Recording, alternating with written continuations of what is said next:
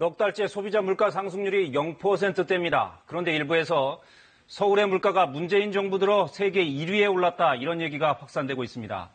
사실일까요? 팩트를 체크해 보겠습니다. 박경호 기자 나와 있습니다. 자, 박 기자, 먼저 이런 얘기가 어디에서 나온 겁니까? 네, 인터넷 사이트에 한 게시글인데요. 서울이 살인적인 물가로 뉴욕과 도쿄를 꺾고서 세계 1위에 올랐다. 이게 다 문재인 정부 들어 2년 만에 이루어진 일이다. 뭐 이런 글입니다. 네. 그런데 이 글을 복사한 글들이 뭐 SNS, 커뮤니티 게시판 그리고 유튜브 채널 등 곳곳에서 확산되고 있었습니다. 네. 그럼 일단 서울 물가가 세계 1위다. 이 말은 맞는 겁니까? 일단 이 서울 물가가 세계 1위다. 검증 결과부터 말씀드리자면 사실이 아닙니다. 네. 국내외 주요 언론과 기관들이 자주 인용하는 그 영국의 경제 분석 기관의 자료가 있는데요.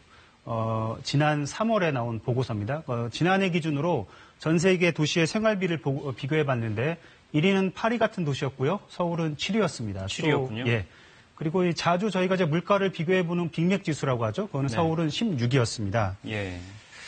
근데 서울 물가 지수가 그러면 물가가 1위다. 이건 가짜 뉴스고. 근데 7위도 낮은 건 아니지 않습니까? 현 정부 들어서 물가 순위가 급등했다. 이 부분은 맞는 말입니까? 역시 그 같은 기관에 한번 자료를 보실 텐데요. 이 보고서에서 10위권 안에 진입하게 된 건 2014년입니다. 그러니까 네. 박근혜 정부 때죠. 그 이후로 한 5년 동안은 같은 수준을 좀 유지하고 있었습니다. 그러니까 문재인 정부 들어서 뭐 급등했다. 이런 주장은 역시 사실이 아닌 것으로 볼 수 있습니다. 네. 그럼 이런 가짜 뉴스들이 어떻게 퍼지는 겁니까? 최근에 이런 주장이 지금 2, 3일 사이에 확산되고 있는데요. 네. 이 기사부터 시작이 됐습니다. 이 서울을 포함한 4개 도시의 물가를 비교하면서 이 몇 개 품목이 가장 비쌌다 이런 내용인데요. 기사의 앞뒤 내용을 가리지 않고서 저 표만 따온 채 주장들을 붙였습니다. 그래서 네. 가짜 뉴스를 만들어 놓은 겁니다.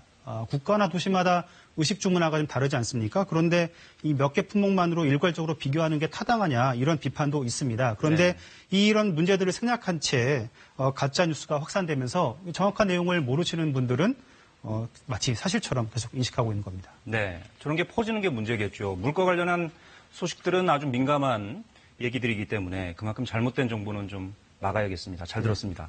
팩트체크팀 박경호 기자였습니다.